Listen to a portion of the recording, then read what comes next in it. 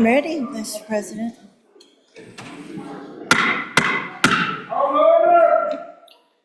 Senate will come to order. Chief Clerk, please call the roll. Roll call, Legislative Day 6, Monday, February 16th, 2026. Anderson? Here. Barlow? Present. Boner? Here. Brennan? Here. Case? Present. Cooper? Here. Crego? Here. Crum? Present. Dockstetter? Here. Driscoll? French? Here. Guru? Here. Hicks? Hutchings? Here. Ide? Here. Jones? Here. Cole? Present. Landon? Here. Larson? Here. Love? Here. McEwen? Excused. Excused. Nethercott? Here. Olson? Here. Pappas? Here. Pearson? Here. Rothfuss? Salazar? Here. Rothfuss? Here. Schuler? Here. Scott? Here. Steinmetz? Here. Driscoll? Here. Hicks? Here. President Beitman? Here. 30 present, 1 excused. Thank you, Chief Clerk.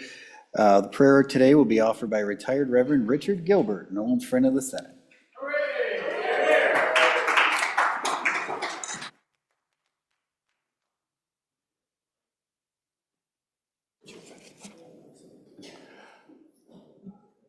Thank you for the opportunity of sharing prayer with you. Each year, I try to pick out a theme that seems to fit and last for the week. If you remember 2 years ago, I used the words from the Four Sisters in the Dome Among Us. This year, I would like to use quotes from former governors in their State of the State addresses in years important to me. So may we pray.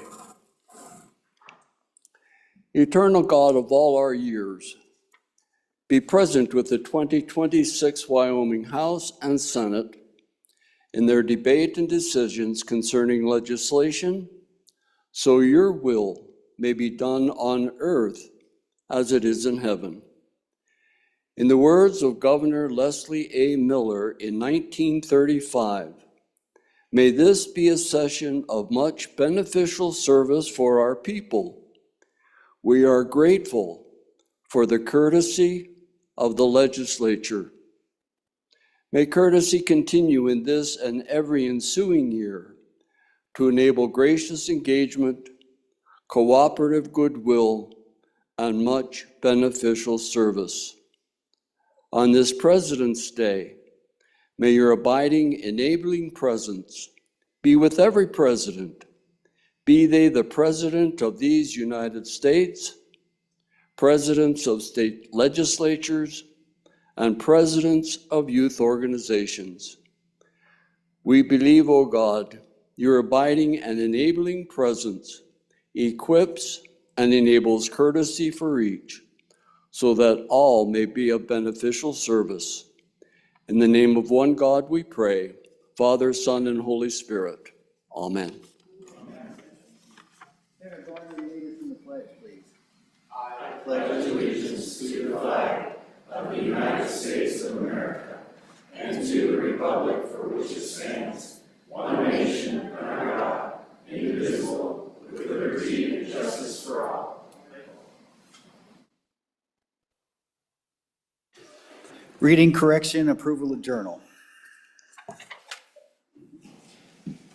Will the reading clerk please read the Journal Committee report? Mr. President, the Journal Committee reports that the Journal of Friday, February 13th, 2026 has been read and recommends that it be approved. Senator Crum, Chairman. Are there any objections? There being none, the report is adopted. New business. We have two doctors of the day. We have a doctor of the day and a nurse of the day. So our doctor of the day is Brian Dugas, MD from good old Laramie. And our nurse of the day is Jeannie Niemoller, also from Laramie as well. I don't know if they're around. Nope, they're not here yet. They're down at the, okay. So we'll move on. Today in history is President's Day. It is also National Almond Day and National Do a Grouch a Favor Day. So go see Senator Salazar and Senator Case. Do them a favor today. They would much appreciate it. The quote for the day, it's not whether you get knocked down, it's whether you get back up. Vince Lombardi. And today's dad joke of the day, why should you never trust an acupuncturist, Senator Rothfuss? They're all backstabbers. You gotta watch them. Gotta watch the acupuncturist. Okay, without further ado, it is with great honor and privilege to welcome back Senator Cynthia Lummis to the Wyoming Legislature. Prior to being elected to the U.S. Senate, she served 8 years in the U.S. Congress, 14 years in the Wyoming Legislature, and 8 years as the Wyoming State Treasurer. She is currently a member of the Environment and Public Works Committee, Commerce, Science, and Transportation Committee, and the Banking, Housing, and Urban Development Committee. Please help me in welcoming home our U.S. Senator Cynthia Lummis.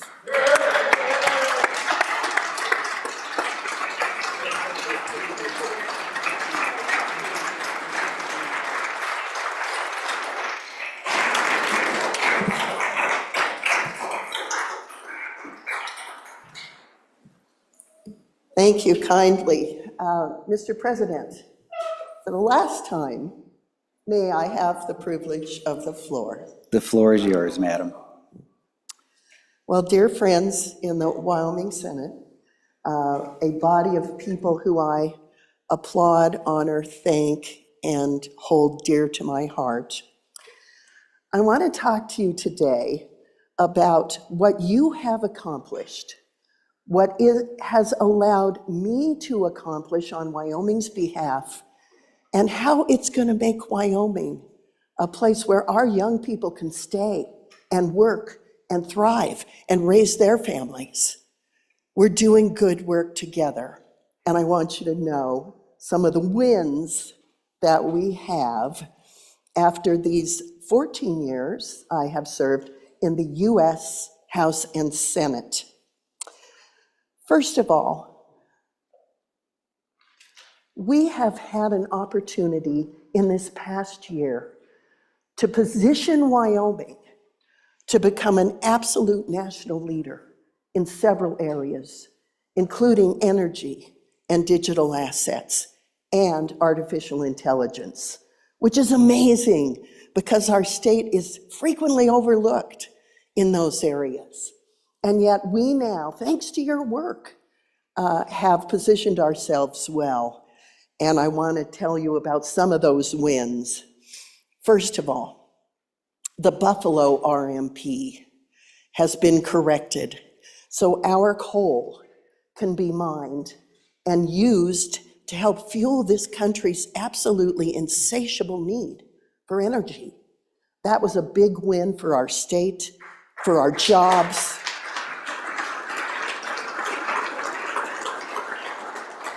And I want to thank you all for working with us to make that happen.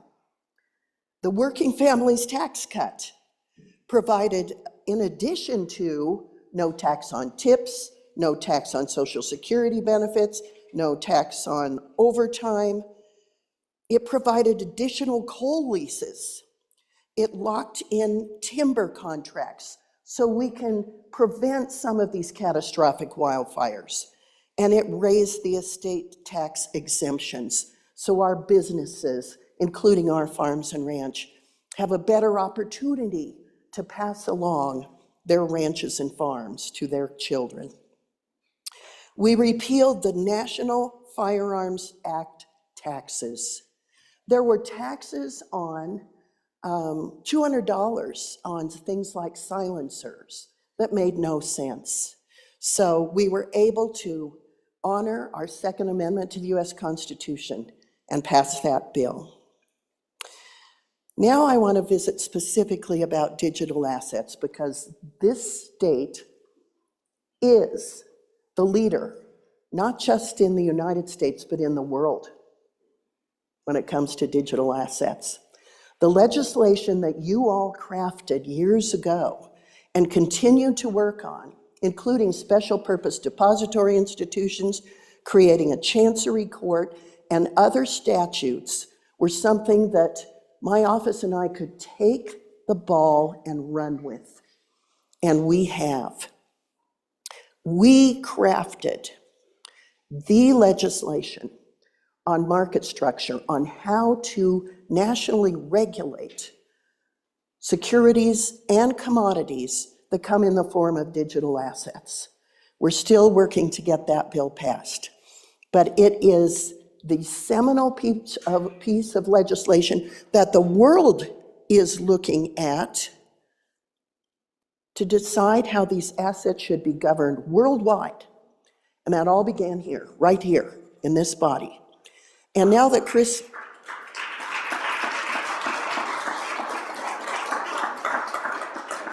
and I want to compliment my staffer, your former staffer, Chris Land, who is standing in the room.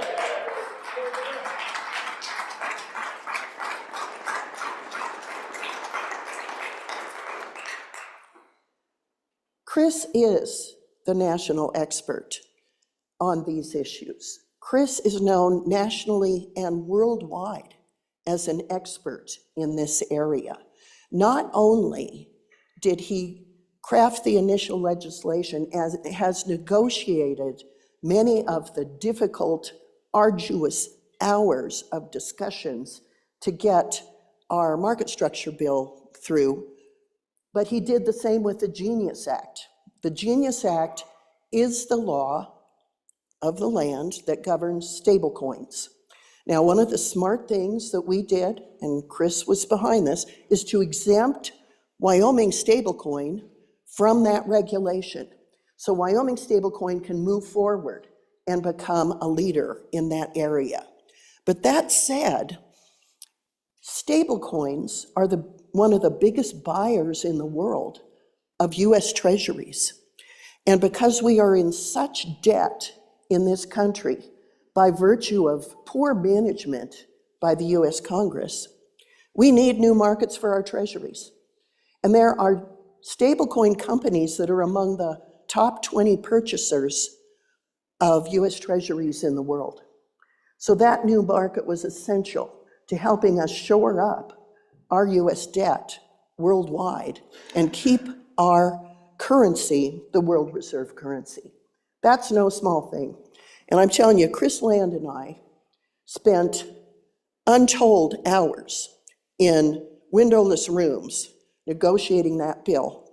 And I'm proud of him, and I'm proud of us, and I'm proud of you, because you set the stage for our success. Chris, thank you for everything you've done for Wyoming on this regard.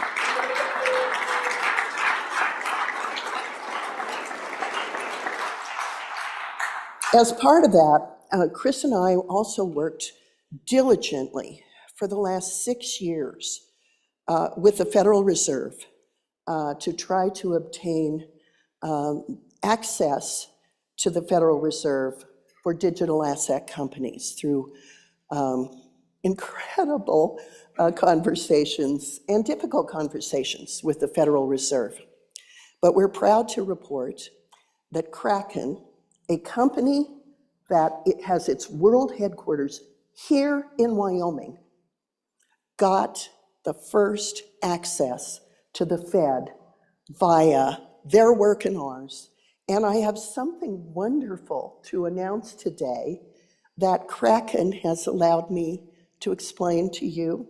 I'm happy to announce that Wyoming's own Kraken has decided to fund for every single child born in Wyoming in the year 2026 a Trump account.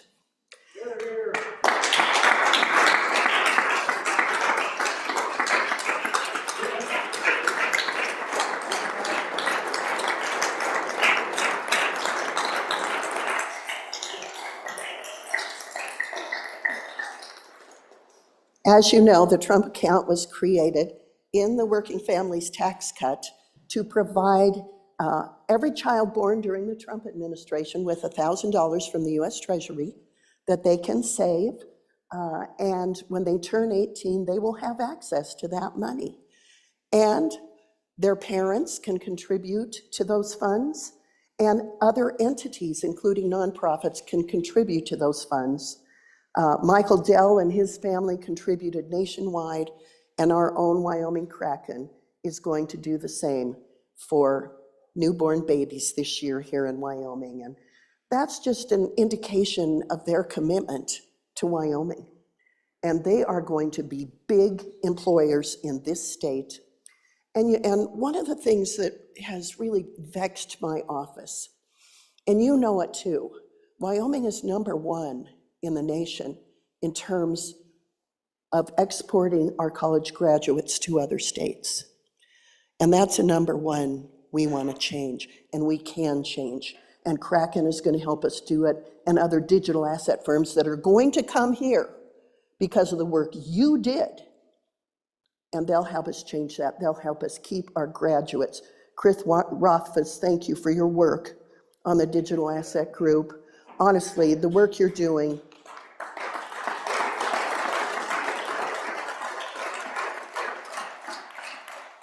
This has been a team effort to put Wyoming first. And the benefits are going to be tremendous. You know, South Dakota did this. South Dakota did it with credit cards. And now there's over 10,000 employees of credit card companies in Sioux Falls, South Dakota alone, in that town alone.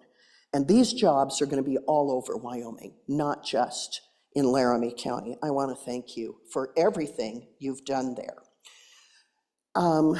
Senator Barrasso and Representative Hageman and I are sponsoring a bill called the Wyoming Education Trust Modernization Act. And it's to allow you to invest our permanent school land funds in a way that allows you more flexibility and access to that money. Right now, you can only receive the interest. So that's on our agenda. We're working hard on that. Now I want to talk for a minute about artificial intelligence and energy. The appetite for artificial intelligence is insatiable. And as you know, they're coming to Wyoming because we export 12 times more energy than we consume. And we made sure that they know that, and that this is a place that they can go, as we say in the ag business, from conception to consumption. They can go from harvesting our mineral wealth, converting it to electricity, and using it to power artificial intelligence computers, all right here in Wyoming. All with Wyoming jobs. They know it, they're doing it. Meta is here, Microsoft is here, Google is looking here. And it's because we have it all. And we are open for business for artificial intelligence. And that's another strength that you have brought to the table. I'm on a committee that deals with nuclear energy. And in the last administration, it was a non-starter. We could not get the Nuclear Regulatory Commission to move. But now, TerraPower is ahead of schedule in Kemmer, Wyoming. And a company called DISA, that's based in Casper, is advertising for employees. And it's because they got a permit from the Nuclear Regulatory Commission to clean up the sites, many of which were created right around World War II, many of which are on the Navajo Reservation in Arizona. So I worked with Senator Mark Kelly of Arizona to push through the opportunity for DISA to receive a permit to reclaim those sites. I call it a car wash for rocks. DISA pulls up right next to these piles of exposed uranium, cleans them up right on site to over 90%, and then moves on to the next site. This is good for America, it's good for Wyoming. And in fact, when Grayson Buckingham brought his permit into my office, I just stood there and stared at it and said, I have never seen one of these before. And it's because they hadn't been issued. This is a great thing for Wyoming. for our uranium industry and for our state to once again lead in this important source of energy. You know, it's been fascinating working with President Trump. Some days we cringe at what he says, but I tell you, what he does has made a staggering difference in this country in 1 year. And he's so in touch with the people he works with. One day I was having coffee at Fossil Fuels Coffee Company in Kemmerer. How many of you have been there? And he called me. So here we are in the little coffee shop in Kemmerer, and he called to discuss things that were going on, specifically with TerraPower. And that's just the way he is. He's super engaged in these issues, and it's making a difference for Wyoming. And fortunately, all three of us on our delegation have a good working relationship with him on issues that matter to this state. And he cares about this state. He has brought in Brian Nesvik to run the U.S. Fish and Wildlife Service. We finally have a chance to get these grizzly bears in a place where we can control their numbers and not be overwhelmed by them. Karen Budd Fallon is an associate deputy at Interior, and she's making a huge difference, helping Wyoming put its best foot forward this year as we celebrate the 250th anniversary of our nation. And Cyrus Western is at EPA, the Mountain and Plains Division, working on the endangerment finding. That's going to be a game changer for this state. That's something that will reduce literally by over $1 trillion nationally the amount of money that's spent complying with unnecessary regulations. We're going to get WOTUS back to a place where we can live with it. And the direction of the Department of the Interior, the Department of Ag, and other agencies dealing with our natural resources in a much better place. Then there's Troy Lake. Now, this is a man I met who lives just north of Cheyenne. He's a diesel mechanic, and he served 7 months in prison, not because he broke a law, but because he broke a regulation that altered the devices on diesel engines that allows them to work in cold weather. There are fire trucks in this state, ambulances in this state, and other cold weather states that, because of EPA devices that were mandated, caused them not to work. And Troy Lake, as an expert mechanic, altered those devices so they would work in cold weather. And for that, he was thrown in prison. And it's not even a law, it's a federal regulation. Working with Troy, who's a dear, sweet man who you would love. You would know him because he's in your communities. There are Troy Lakes in all our communities. We were able to get a presidential pardon for Troy, and he now is working with us to reform the EPA regulations that will protect our air, but do it in ways that diesel engines can still work in places like Wyoming, Montana, Alaska. And I was proud to work with Troy and will continue to do so. These are just a few of the things that we've done during my tenure in Washington. And while doing so, we've really tried to emphasize the importance of serving the people of Wyoming. And I want to acknowledge some of my state team that's here today. Jackie is my state director. Would you, Jackie, stand? And Steve Farkas has worked on economic development and on a lot of the issues I just talked about. And he's made a difference for Wyoming. And I'm proud of my team. Of course, I acknowledged Chris already. Joe Jackson has been with us doing communications. I call him Shoeless Joe Jackson because of the old baseball player. And we have other leaders in our group. Martha Wilson, could you stand up? Martha's here in Cheyenne's worked tirelessly to help Wyoming people, whether it's Social Security or veterans issues, or especially Martha's worked on our appointments along with Tucker Fagan, my former chief of staff in the House, to the academies. And our kids that we are nominating to the military academies are the best of the best. I'm so proud of them. This is what I've gotten to experience because you granted me the privilege of serving you in Washington, D.C.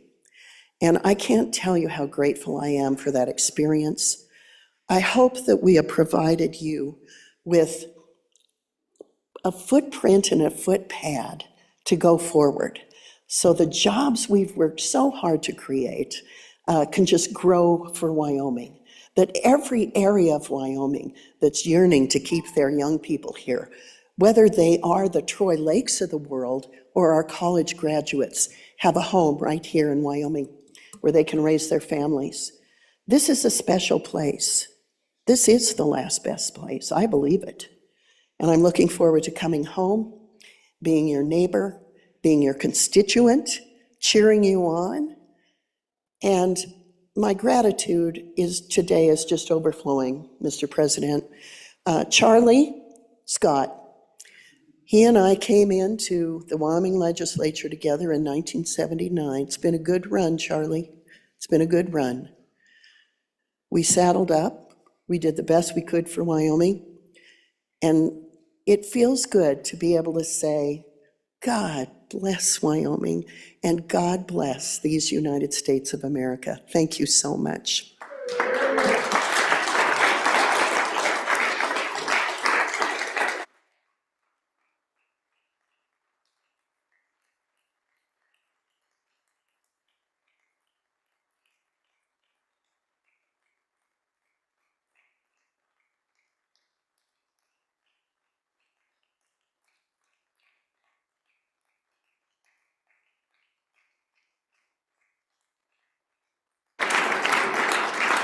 Senator Lummis, before you leave, I just want to say on behalf of the Wyoming Senate, thank you for your service to our great state. You are truly a legend. You will be missed in Washington, and thank you for being such a role model to my daughters and women across this state. You are a trailblazer. There will be a bronze statue of Cynthia Lummis on this Capitol grounds someday. I hope you're around to see it. Thank you so much. Thank you.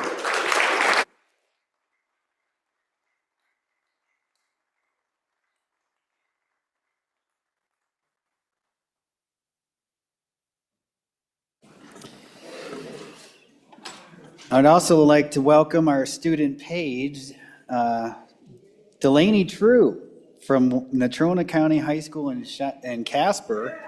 Delaney, she lettered in soccer and band, honor roll all 3 years, and all-state yearbook. She is also a Girls State alum. And please welcome to the Senate for the week, Miss Delaney Page, or Delaney True.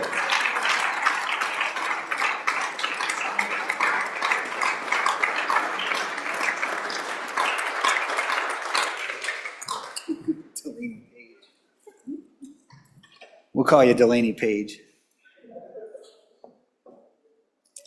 All right. Budget bill, your approval of budget bill amendments are due by 10 a.m. today for second reading on Tuesday. And senators, if any of you went home over the weekend, you need to go down and sign the mileage book in the LSO office if you want to get paid. And also, I'm being reminded to tell you to please check your mailboxes. They're starting to overflow. All right. Privileges of the floor, Senator French. Thank you, Mr. President. First, I'd like to introduce a couple people and then say a few words. I'd like to, good body, to welcome my son-in-law, Brian Peters, he's over there, and my grandson Hayden to the Senate. Hayden is a freshman and is one of the best young musicians in the state, having been selected for the Wyoming All-State Band and All-State Jazz Band. In addition, he and his robotics team just competed at state in Casper, where they, along with another PAL team, qualified for the world's competition in Houston, Texas. I'll say that again. They qualified for the world's competition in Houston. So if you'd give Hayden and Brian a great big welcome, please. All right.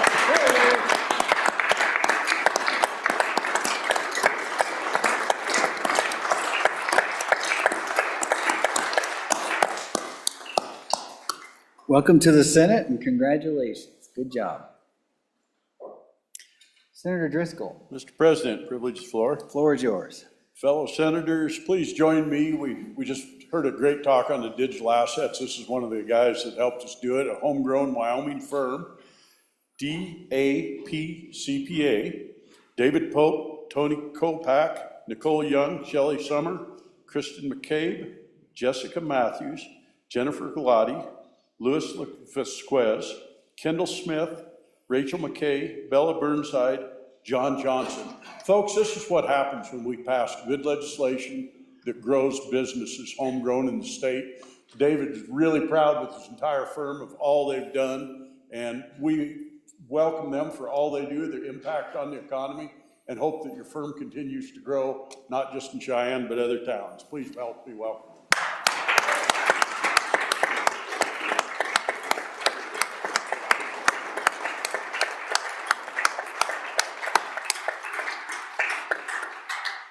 Welcome to the Senate.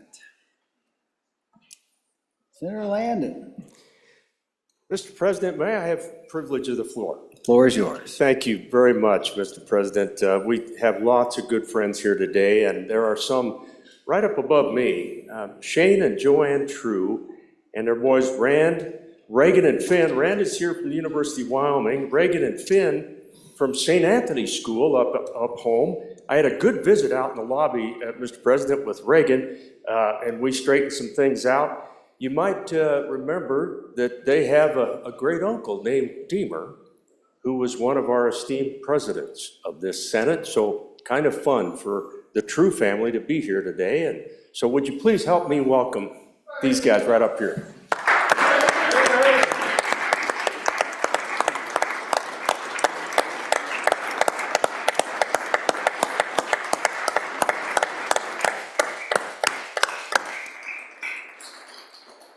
Welcome, True family, and thanks for allowing us to have your daughter here for the week. We'll take good care of her. We'll try not to corrupt her too bad. Senator Olson, Thank you, Mr. President. Privilege of the floor. floor is yours. Up in the gallery and in front of all of us, I'd like to welcome Deacon Lehman. With him, he has Mariah Ward and Katie and Tony Geiser and their family, and just want to extend a thank you for all that they do for our county and statewide and the issues that they represent and the passion that they bring to the issues that they work on.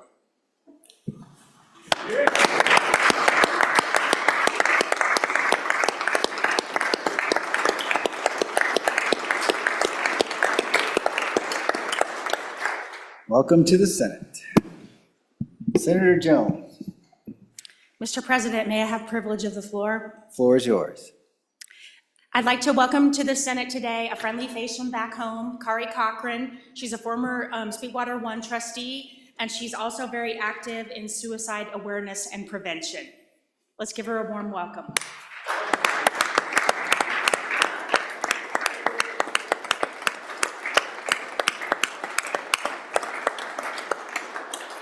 Welcome to the Senate.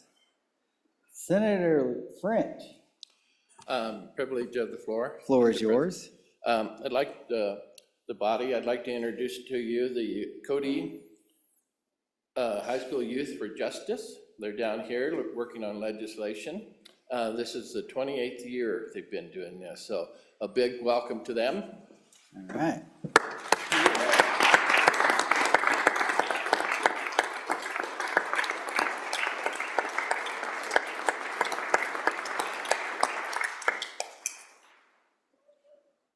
Welcome to the Senate. Thanks for making the long trek down from Park County. Senator Love, Mr. President, may I have the privilege of the floor? floor is yours, sir. Thank you. Today, it happens to be a holiday for school districts, and my wife, who's a school teacher of 26 years, I believe, this year, she has joined us. So I'd like to introduce her to the body. Jill Love Met her 30 years ago this year, so thank you very much. All right, here, here.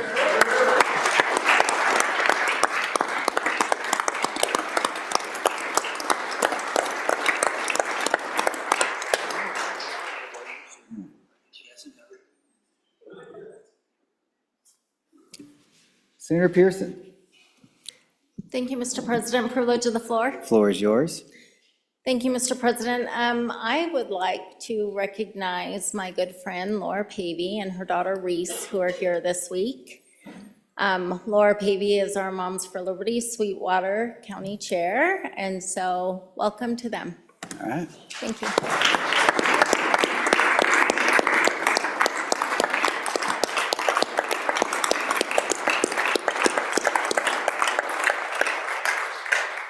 Welcome to the Senate. Anybody else? Senator Dockstader. Thank you, Mr. Chairman. I don't have anybody to introduce, actually, but I got a short story, show and Okay. tell.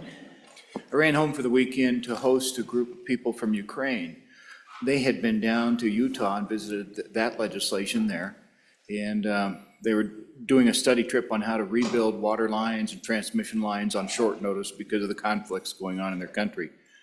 And I couldn't get them into Cheyenne in time because of the travel schedule. So I brought them up into our valley and had a Valentine presentation of all things on a Saturday night. And there were 4 of them, and they shared with us their life in Ukraine. And it was fascinating. We drew about 75 people on a Valentine's evening. And I gave them all Wyoming hats, my favorite logo, Wyoming Forever West, brand new hats. They put them all on. We got some photos. And in exchange, they gave me a very unique gift, and I'll share that with you. Piece of shrapnel from a drone that attacked one of their villages, and it's in a keychain, so I'll keep that with me. I wanted to just share that with you. It's kind of unique. I wish we could have got them into Cheyenne for a presentation. It didn't work for scheduling, but we represented Wyoming to them on the west side of the state. Great, thank you, Senator.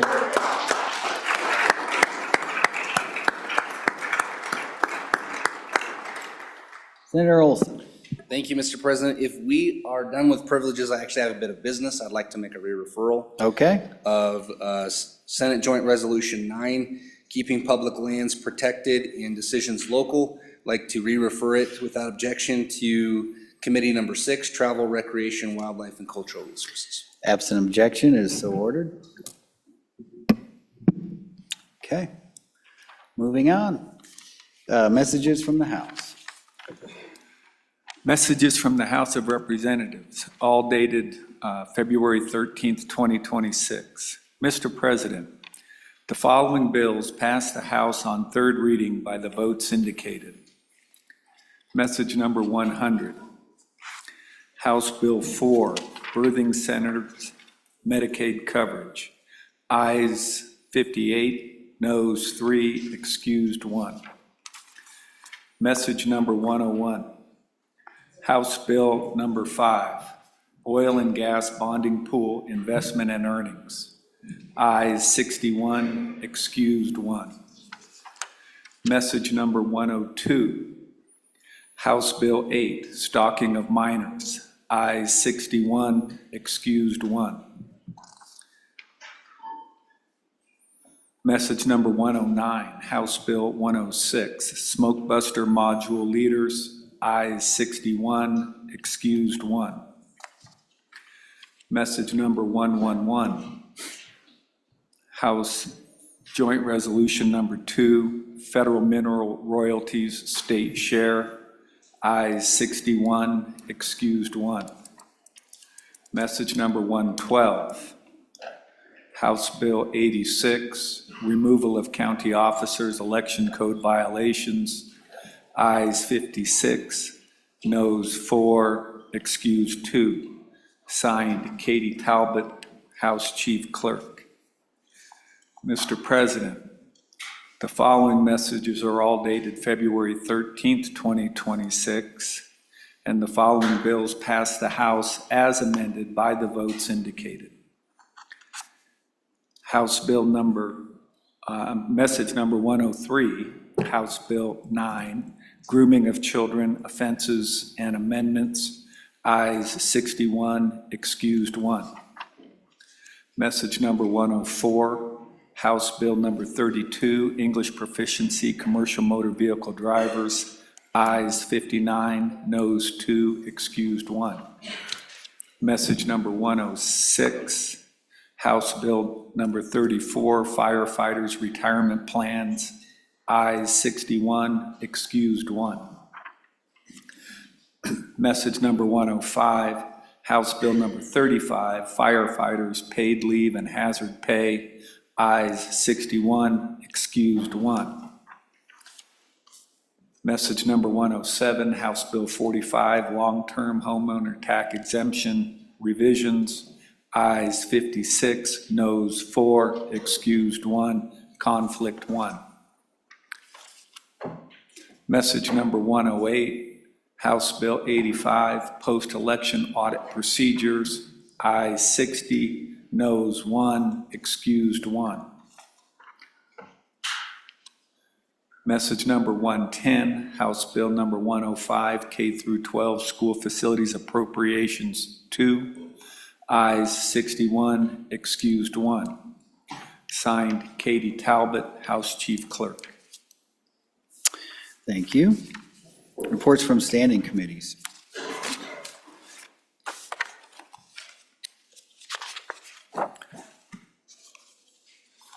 Mr. President, dated February 13th, 2026, your committee number 2, appropriations, to whom was referred Senate File 123, Wyoming Energy Dominance Fund, respectfully reports back to the Senate with a recommendation that it do pass with the following amendments. Voting aye, Senators Driscoll, French, Garou, Larson, Salazar. Signed, Senator Salazar, Chairman. Mr. President, dated February 13th, 2026, your committee number 2, appropriations, to whom was referred Senate File 67, Wyoming State Guard amendments, respectfully report same back to the Senate with the recommendation that it do pass. Voting ayes, Senator Driscoll, French, Garou, Larson, Salazar. Signed, Senator Salazar, Chairman. Mr. President, dated February 13th, 2026, your committee number 2, appropriations, to whom was referred Senate File 101, Second Amendment Protection Act Amendments 3, respectfully report same back to the Senate with the recommendation that it do pass. Voting aye, Senators Driscoll, French, Garou, Larson, Salazar. Signed, Senator Salazar, Chairman. Mr. President, dated February 13th, 2026, your committee number 2, appropriations, to whom was referred Senate File 106, Welfare Fraud Prevention Act Amendments, respectfully report same back to the Senate with the recommendation that it do pass. Voting aye, Senators Driscoll, French, Garou, Larson, Salazar. Signed, Senator Salazar, Chairman. Mr. President, your committee number 3, Revenue, dated February 13th, 2026, to whom was referred Senate File 44, Gambling Amendments, respectfully report same back to the Senate with the recommendation that it do pass. Voting aye, Senators Case, Dockstader, Ide, McEwen, Pappas. Signed, Senator McEwen, Chairman. Mr. President, dated February 13th, 2026, your committee number 3, Revenue, to whom was referred Senate File 46, Skill-Based Amusement Games, Licensed Liquor Establishment, respectfully report same back to the Senate with the recommendation that it do pass. Voting aye, Senators Case, Dockstader, and Ide. Voting no, Senator Pappas. Conflict, Senator McEwen. Signed, Senator McEwen, Chairman. Mr. President, your committee number 9, Minerals, Business, and Economic Development, dated February 13th, 2026, to whom was referred Senate File 20, Data Privacy Government Entities, respectfully reports back to the Senate with the recommendation that it do pass as amended. Voting aye, Senators Anderson, Nethercott, Rothfuss. Voting no, Senator Cooper and Jones. Signed, Senator Anderson, Chairman. Mr. President, dated February 13th, 2026, your committee number 10, Labor, Health, and Social Services, to whom was referred Senate File 48, Stem Cell Freedom Act, respectfully reports back to the Senate with the recommendation that it do pass as amended, voting aye, Senators Brennan, Crum, Hutchings, Scott, and Steinmetz. Signed, Senators Brennan, Chairman. Mr. President, your committee number 10, Labor, Health, and Social Services, dated February 13th, 2026, to whom was referred Senate File 41, Portable Benefit Accounts, respectfully report same back to the Senate with the recommendation that it do pass as amended, voting aye, Senators Brennan, Crum, Hutchings, Scott, Steinmetz. Signed, Senator Brennan, Chairman. Thank you. Chairman, get with me if you have if you're looking at how full some of your committees are, get with me on re-referrals. If you want to get rid of something, or if you've got bandwidth and want to take on some more bills, let me know. This is our last week for bills. And Senator Schuler. Thank you, Mr. President. I think you read my mind. Okay. Or maybe I read your mind, but anyway, absent objection, I would request that Senate File 104, Higher Education Research Funding, and Senate File 109, Cowboy State Agricultural Trust Fund, both be re-referred from my committee, from the Education Committee, to the Travel, Recreation, and Wildlife Committee. Okay. Absent objection is so ordered. Senator Salazar. Thank you, Mr. President. Personal privilege, please. Floor is yours. Thank you, Mr. President. So, members, I just wanted to remind you that the Wyoming Community Services providers invite you to their luncheon today. Collectively, the WCSP members represent over 300 years of experience in delivering services to persons with disabilities. The services provided by these agencies allow persons with disabilities to engage in their communities throughout the state of Wyoming. And I'd like to thank Mr. Sean Griffin, who's the Chief Executive Officer of Community Entry Services in Riverton, to remind me. Thank you, Mr. President. Thank you, Mr. Vice President. Okay, let's move into second reading. Bills on second reading. Senate File 5, second reading of the Senate bill. Senate File. Senate File 5, Hospital Bankruptcy Proceedings, sponsored by Labor. I don't see any amendments. Senate File 5 having been read 2 separate times. The question is, shall the bill be read a third time? Hearing no objection, it is so ordered. Senate File 6, second reading of the Senate File.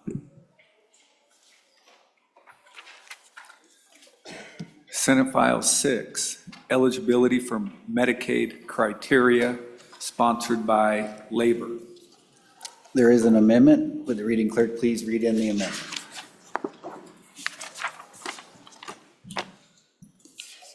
Senate File 6, second reading, First Amendment, page 3, line 23.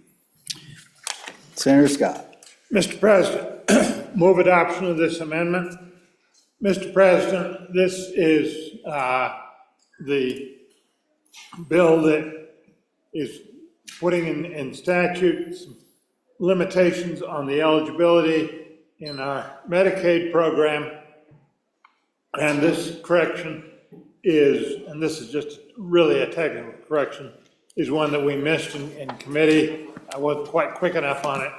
What had happened, Mr. President, was that the state health officer had asked us, and I guess it was probably about 25 years ago, to make having tuberculosis something that made you eligible for the Medicaid program. And the reason is tuberculosis, Mr. President, was one of the major killers in our society. It's been stopped by the modern antibiotics, but you have to be very concerned about people who get it, don't get treated, or get partially treated, and development of antibiotic resistance to the disease. You need to take some steps. And these people, there aren't very many of them a year, but we'll have one or two that are not necessarily even US citizens, but they're present here in Wyoming, and we need to get them treated for the protection of all the rest of us, Mr. President. So that makes this a needed exception to the restriction on restricting Medicaid to just US citizens and to just Wyoming residents.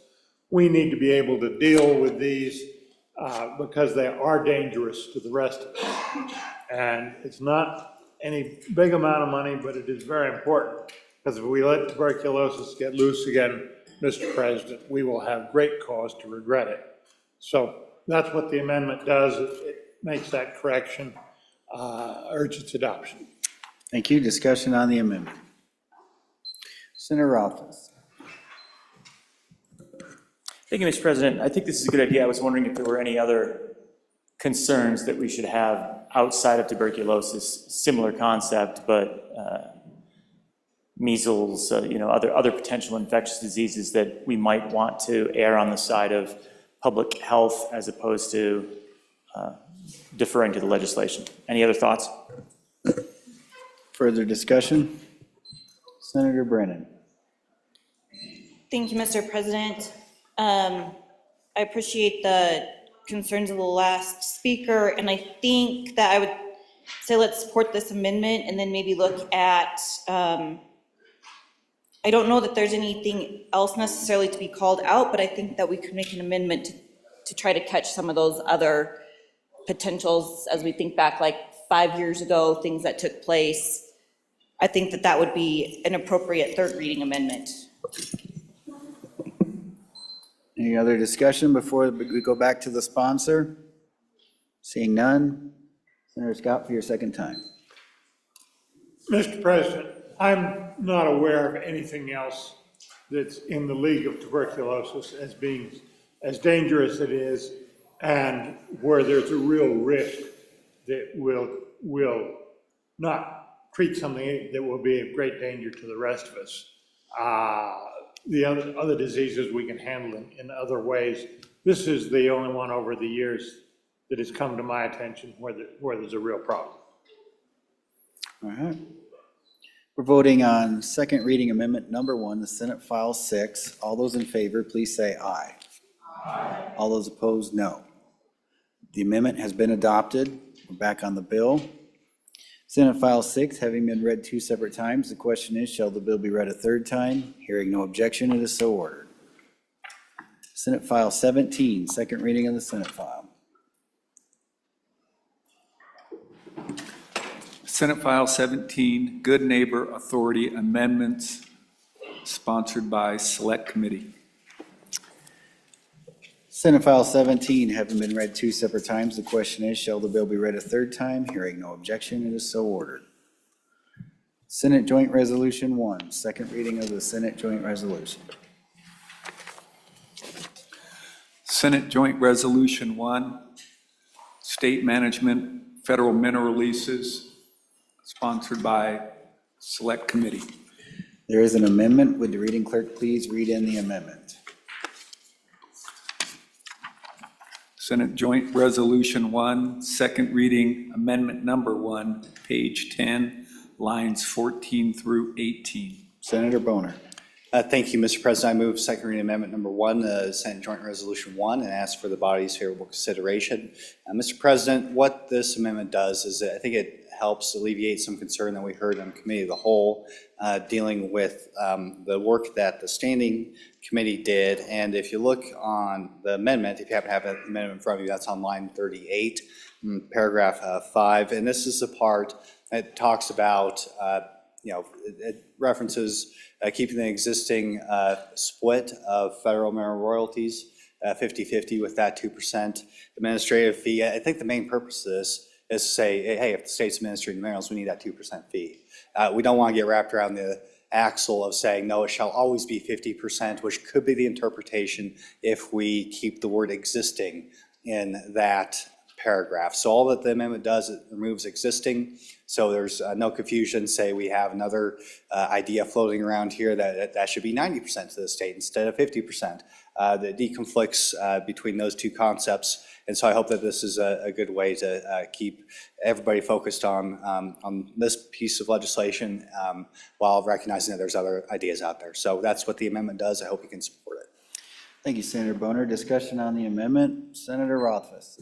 Thank you, Mr. President. Good amendment, vote aye. Any further discussion on the amendment? Hearing none, we're voting on second reading amendment number 1, the Senate Joint Resolution 1. All those in favor, please say aye. All those opposed, no. Amendment has been adopted. We're back on the bill. Senate Joint Resolution 1, having been read 2 separate times, the question is, shall the bill be read a third time? Hearing no objection, it is so ordered. Bills on third reading and final passage. Madam Majority, Senator Driscoll's waving his hand at me. What do Mr. you Chairman, need? may I get privileged floor before we get into third? You bet. Floor is yours. Fellow senators, please join me in welcoming Moorcroft High School senior class of 2026. Go Wolves! Moorcroft's a great school, full of great kids. Thank you for coming down. Here and here.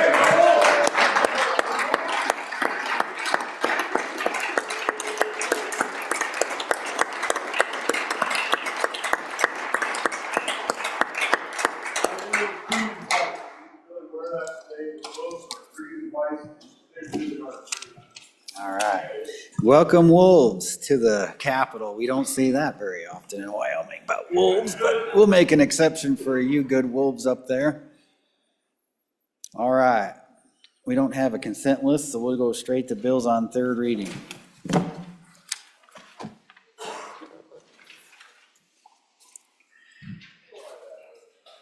Senate File 8, third reading of the Senate File.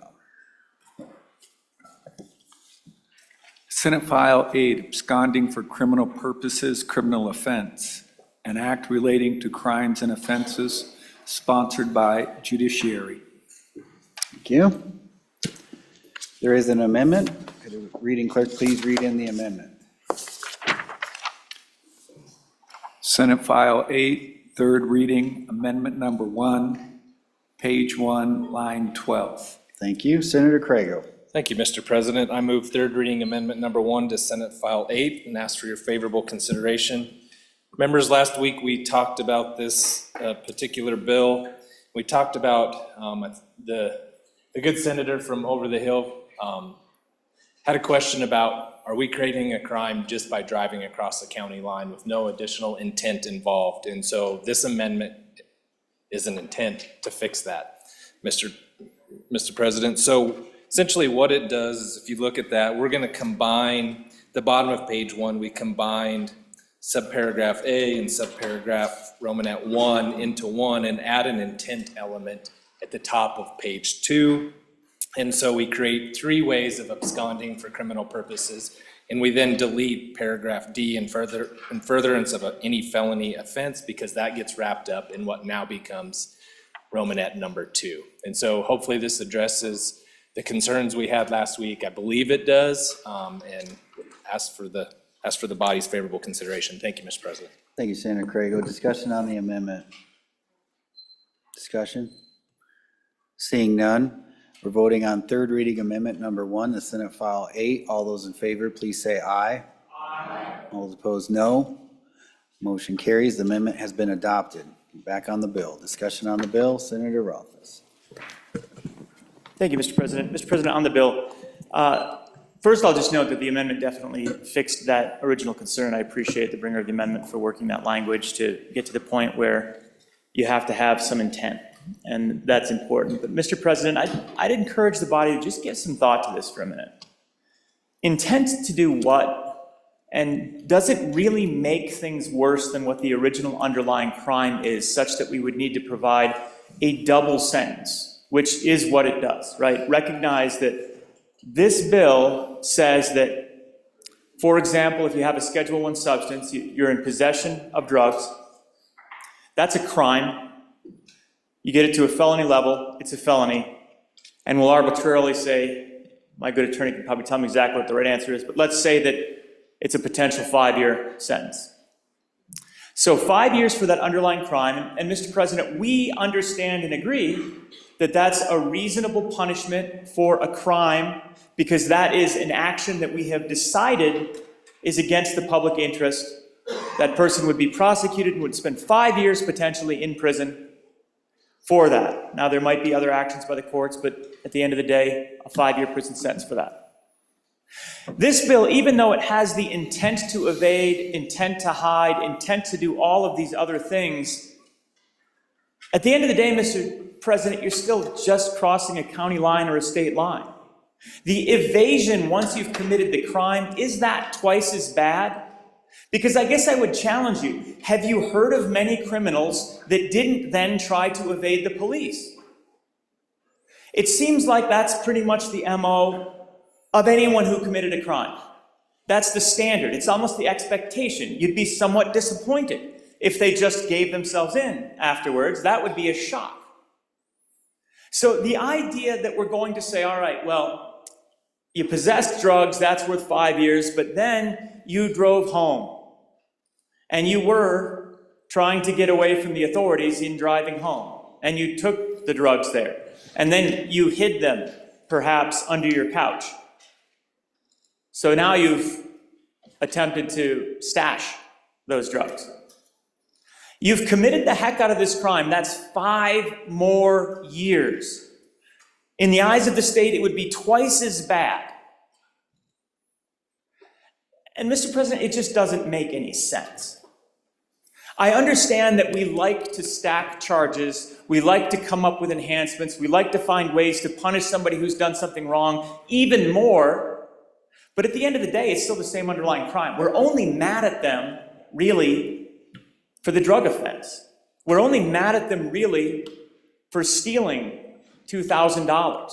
That's why we're mad at them. And when we look to our Constitution, we're not designing a criminal justice system based on punishment. We're designing it based on rehabilitation.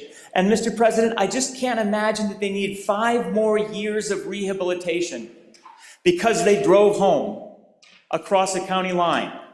And had they just gone the other way in fleeing those police, in trying to get away, had they just not lived on the other side of the county line, had they lived in the same county, that would be half as bad. There's no real sense to this. And so when you think about our responsibility of developing a criminal action and then providing and assessing a penalty associated with that criminal action, I just ask the body to really give this one some thought, because the consequence is that we end up spending quite a bit more money with these individuals in the system, in the prisons, and we know from prior testimony from the good former chairman and the current chairman of our Judiciary Committee that we don't have a lot of extra space in our prisons right now.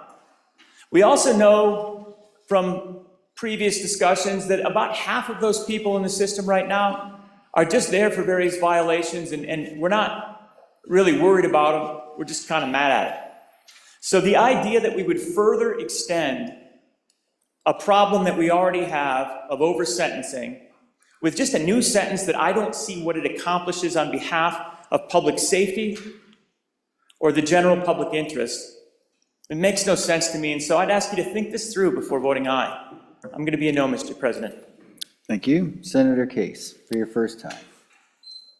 Thank you very much, Mr. President. I'm also a no on this bill. I think it's kind of crazy that you can, a perpetrator could be on the lam, he's running, law enforcement knows he's running, and they're like, let's let him get across the state line, or let's let him get across the county line. Then we've really got it. And then, and does it really make any difference if I run 20 miles in that direction versus 20 miles in this direction? Criminals run. They don't want to get caught. That's the whole deal. But what I think is behind this bill is it's another mechanism for prosecutors to add to the big list. So when the guys finally get there, we go, we really got you. We got this stack of charges. You better start talking. And, you know, probably it'll get pared down, but it's gonna get pared down with a cop a plea, and I don't know that that's really justice. I'm not against plea agreements, believe me, but I think it's not justice to really invent crimes that we stack on top of each other so that we can have ultimate authority over the person in our possession. Mr. Chairman, it is about rehabilitation. Is there any significant difference in the act of the crime, whether they cross the county line or not? I asked you that, sir. Ask you to vote no. Thank you. Anybody else? Senator Olson, for your first time. Yeah, thank you, Mr. President. So I feel compelled to speak on this as the chairman of the committee where this bill came from. I thought we had appeased the good senator from over the hill with the last amendment, but apparently not. I will say that we spoke with law enforcement and prosecutors. They're not wild about that amendment that you just passed, but they're willing to live with it because it still does a lot for this bill. I want to bring you back to the genesis of this bill. This bill is a product, the reason it came to our committee through our interim topic is a product of your business communities. Your local chambers support this bill. They brought this bill to us because they wanted to solve a major issue in Wyoming dealing with retail theft. That's why this bill came to us. It is wildly supported by your business communities, by the small business associations and the large business associations. They want to tackle this issue. The issue is that when you commit a misdemeanor theft and you cross state lines, you will not be extradited. That's almost a certainty. So we're not capturing these offenses. And this bill stacks on a charge. Yes, it does that, with the hope that that will either A, deter the bad actor from committing the retail theft because they know that they can get a stacked charge, or B, we're hoping that it will increase the probability of being extradited. So I just want to bring you back to, like I said, the genesis of this bill, why your Judiciary Committee took this issue up, why it is such an issue. And I think you can take confidence in knowing that if you vote for this bill, you are supporting your local businesses. You have the support from them by helping them tackle this issue. It is a very important issue to them and to Wyoming. So I do ask that you move this bill forward. Thank you. Thank you. Senator Nethercutt, for your first time. Thank you, Mr. President. Good senators, I remember a couple years ago in responding to the business community's concern over the increase in retail theft that we turned, I believe, 3 misdemeanor retail theft convictions in a 5-year period turned into a felony. So pretty significant deterrent and does not require passing county lines. So I find that a little silly. I'm also concerned why the business community is so concerned about the possession of methamphetamine going across county lines or any other narcotics, because the bill references the Controlled Substances Act. It doesn't really mention retail theft. So the bill's significant impact is on narcotics. So, you know, I appreciate our business community's concern over our drug enforcement activities, but I don't know that this bill does the trick. So we already have the crime of possession with intent to deliver. So if you're just in possession of a narcotic of some time or an illegal drug, that has penalties associated with it for possession, which are not as severe of with intent to deliver. And so if you're going through county lines while in possession of those drugs, there are significantly enhanced penalties. Of course, there has to be evidence to suggest you are intending to deliver, recognizing there's a difference between a substance abuser and someone who is a drug dealer. And our criminal statutes already distinguish those factors.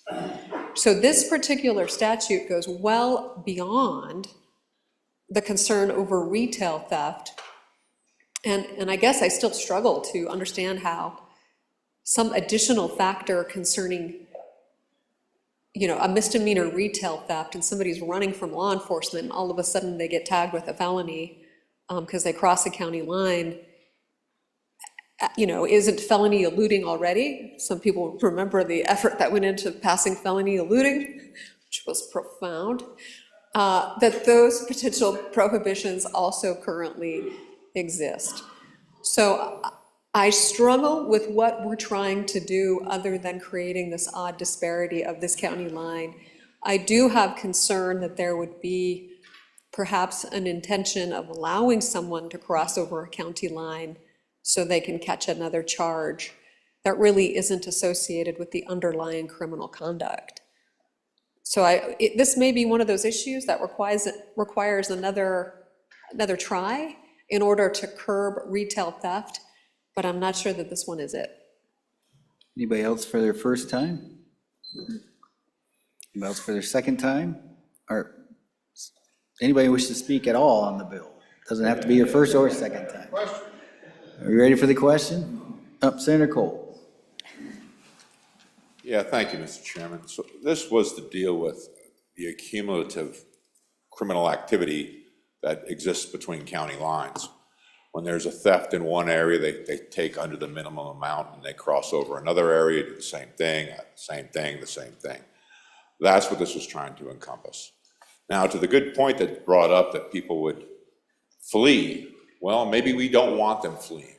Maybe that is endangerment to law enforcement. Maybe that has other ramifications that we'd like to minimize. So I think I'd like to thank people for bringing that up, because I think it does make it safer for law enforcement under that set of circumstances. The intent of the bill was to deal with organized theft. That is purely what it was about. The, some of these other attributes, you've committed multiple crimes, and this all has to be proven in a court of law in front of a jury of your peers. So I think it's clear that there's a system we have that's going to mitigate or deal out a punishment that's appropriate for the circumstances.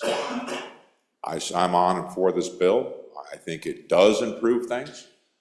Certainly the pursuit of perfection kills the good. So I'm on and for the bill, Mr. President. Thank you. We ready for the question? Question being called. Senate File 8 having been read 3 separate times. The question is, shall the bill pass? The chief clerk will call the roll.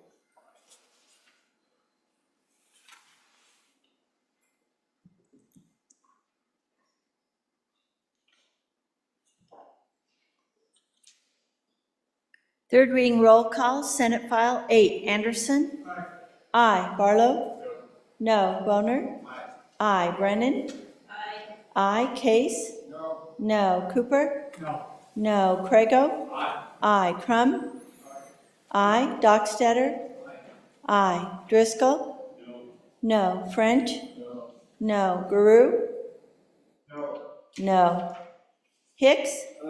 Aye. Hutchings? Aye. Ide? Aye. Jones? Aye. Cole? Aye. Landon? No. Larson? No. Love? Aye. McEwen excused. Nethercott? No. Olson? Aye. Pappas? No. Pearson? Aye. Rothfuss? No. Salazar? No. Schuler? No. Scott? No. Steinmetz? Aye. President Beitman? Aye. Aye. Salazar? No to aye. Closing vote. Closing. Vote closed. Senate File 8, 17 aye, 13 no, 1 excused. Senate File 8 having received the affirmative vote of the majority of the members elected to the Senate, Senate File 8 has passed the Senate. Senate File 28, third reading of the Senate file.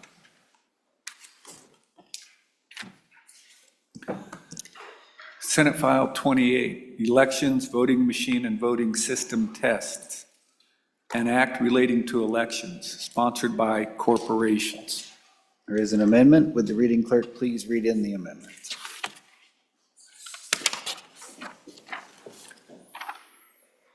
Senate File 28, third reading, Amendment 1, corrected copy, page 2, line 10. Senator Steinmetz. Thank you, Mr. President. I move third reading amendment number 1 to Senate File 28 and ask for your favorable consideration.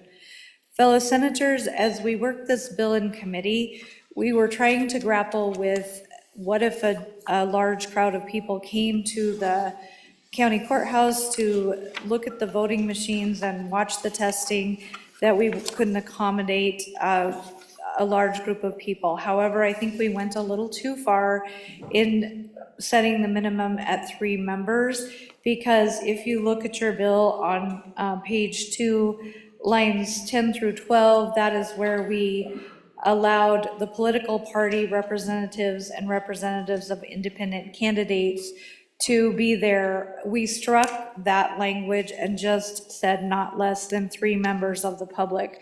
So what I would propose that we do to allow for more public participation rather than less is reinsert the stricken language.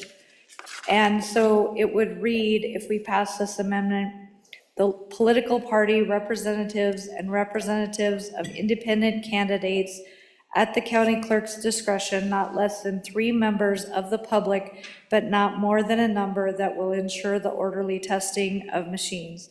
So that's the substance of this amendment, and I would ask for your aye vote. Thank you, Senator. Discussion on the amendment. Discussion on the amendment. Seeing none, we're voting on third reading amendment number 1 to Senate File 28. All those in favor, please say aye. Aye. All those opposed, no. Motion carries. Third reading amendment number 1 to Senate File 28 has been adopted. We're back on the bill. Discussion on the bill. Senator Hicks, do you have, no?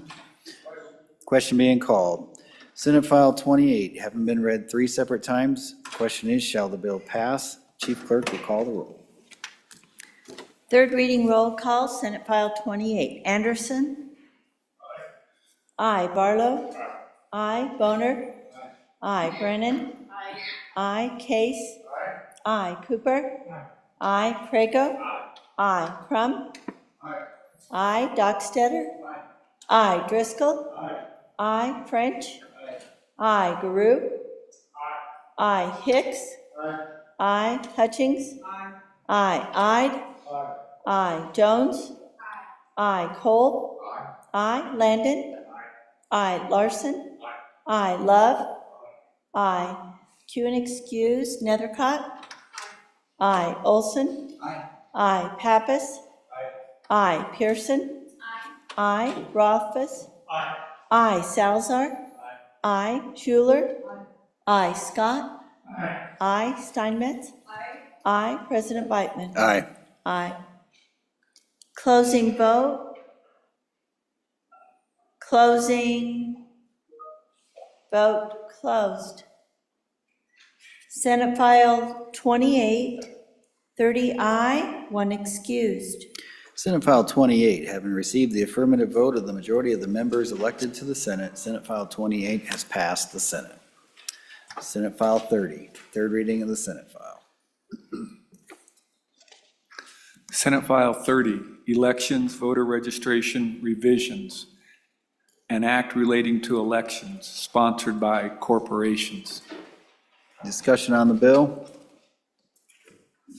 Discussion, seeing none. Question being called. Senate File 30, having been read 3 separate times, the question is, shall the bill pass the Senate?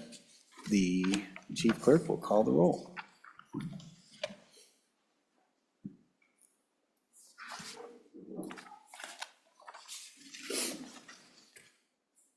Third reading of Senate File 30. Anderson? No. Barlow? Aye. Boner? Aye. Brennan? Aye. Case? Aye. Cooper? No. Prego? Aye. Crum? Aye. Dockstetter? Aye. Driscoll? Aye. French? Aye. Garou? Aye. Hicks? Aye. Hutchings? Aye. Ide? Aye. Jones? Aye. Kolb? Aye. Landon? Aye. Larson? Aye. Love? Aye. McEwen excuse, Nethercott? Aye. Olson? Aye. Pappas? Aye. Pearson? Aye. Rothfuss? I. Salazar. I. Schuler. I. Scott. I. Steinmetz. I. President Beitman. Aye. Aye. Closing vote. Closing vote closed. Senate File 30, 28 aye, 2 no, 1 excused. Senate File 30, having received the affirmative vote of the majority of the members elected to the Senate, Senate File 30 has passed the Senate. Senate File 80, third reading of the Senate file.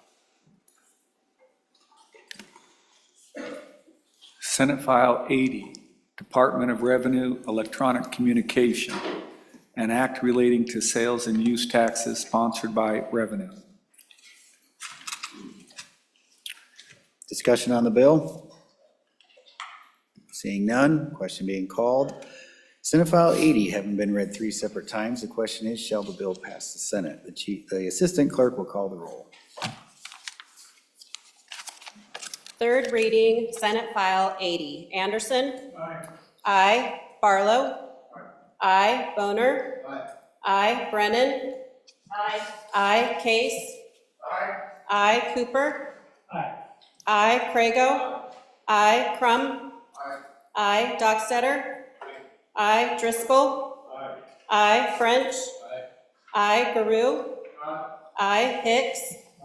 Aye. Hutchings?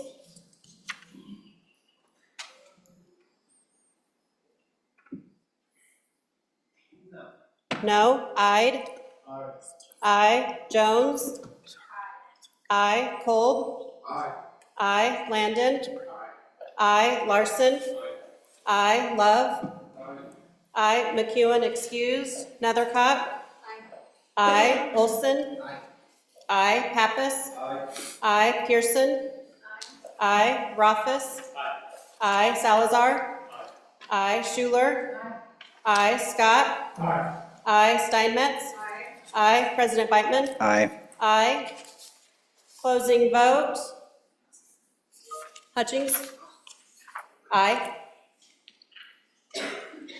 Closing vote.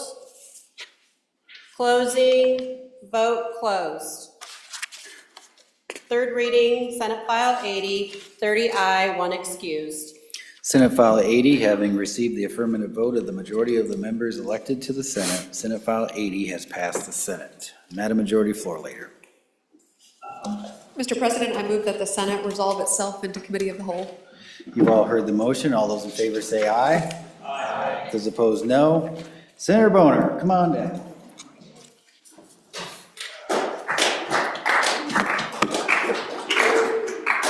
All right. All right, let's do it.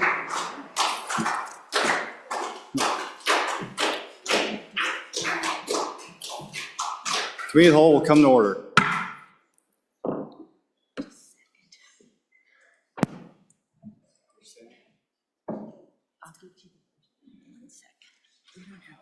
Or anything.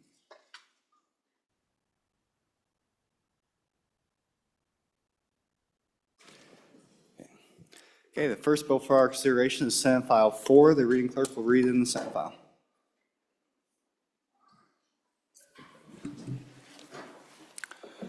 Senate File 4, Medicaid rate increase EMS services sponsored by Labor, referred to committee number 10.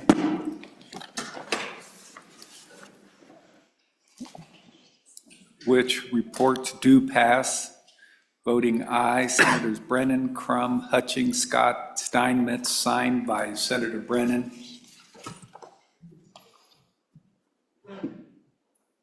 Referred to committee number 2 with the recommendation that it do pass. Voting aye, Senators Driscoll, French, Larson, Salazar, excused, Garou, signed Senator Salazar, Chairman. You've heard the reading of the Senate file. What's your pleasure, Senator Brennan? Thank you, Mr. Chairman. I move that when the committee of the whole rise to report, it do so with the recommendation that Senate File 4 do pass, and for an explanation of the bill, I will turn it over to Senator Scott. Senator Scott. Mr. Chairman, this is a bill, part of the long-term struggle we've had to keep our EMS ambulance services adequately funded. What's happened, Mr. Chairman, that's causing the problem is that we have learned over time that by including a lot of high-tech equipment in the ambulance and some specially trained people in the ambulance, that they can do a much better job of actually saving lives when they go out on an emergency call. I think there's many a person in the state that is still alive today after having had a serious heart attack, that the ambulance crew managed to get them alive to the hospital. It's something that's really paid off for us, but it is expensive. The testimony we had in committee, Mr. Chairman, was that the fixed cost of maintaining one ambulance with the necessary personnel and equipment is $500,000 a year these days.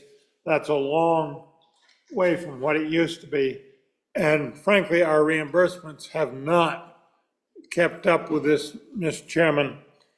The testimony we had in committee was that a typical 911 call, if it's for somebody that's on Medicaid, Medicaid will pay for $349 of that on that call.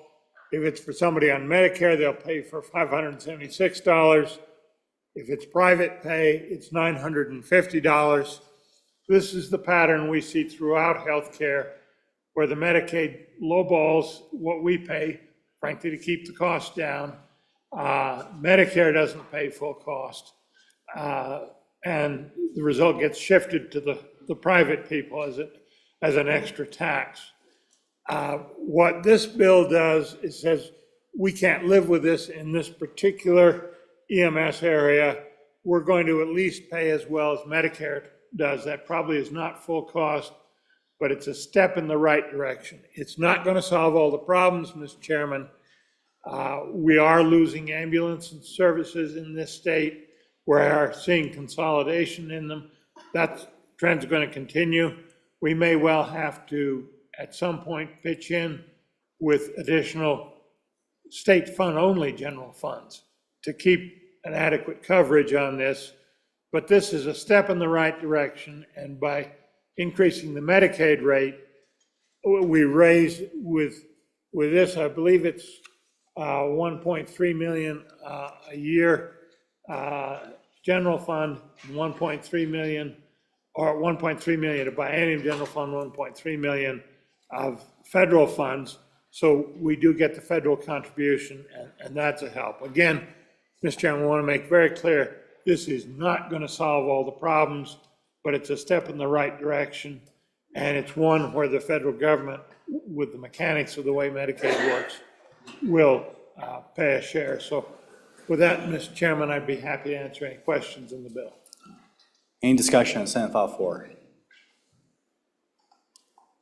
Any discussion at all? Okay, seeing none. All those in favor of Senator Brennan's motion that when the committee whole rise to report, do so with the favorable recommendation, Senate File 4, say aye. Aye. Opposed, say no. Senate File 4 is passed committee of the whole. Next up, we have Senate File 12. The reading clerk will read in the file.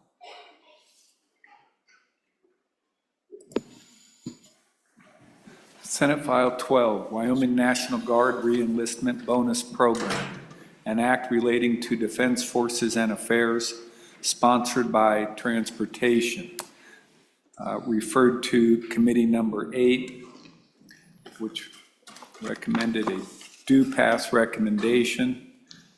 Voting aye, Senators Anderson, Barlow, Cooper, Kolb, and Pappas, signed Senator Pappas. Then referred to Committee Number 2, which returned a due pass recommendation. Voting aye, Senators Driscoll, French, Garou, Larson, and Salazar, signed Chairman Salazar. You've heard the reading of the bill. What is your pleasure, Senator Pappas? Thank you, Mr. Chairman. When the committee of the whole rises to the report, I asked that Senate File 12, Wyoming National Guard Reenlistment Bonus Program, get a due pass recommendation. And for, there is a standing committee amendment. Could I have that read in? Go ahead.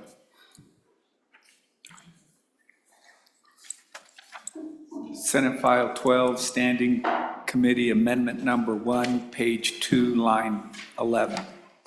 Thank you. And for an explanation of this bill, I'd ask you to call on Senator Barlow.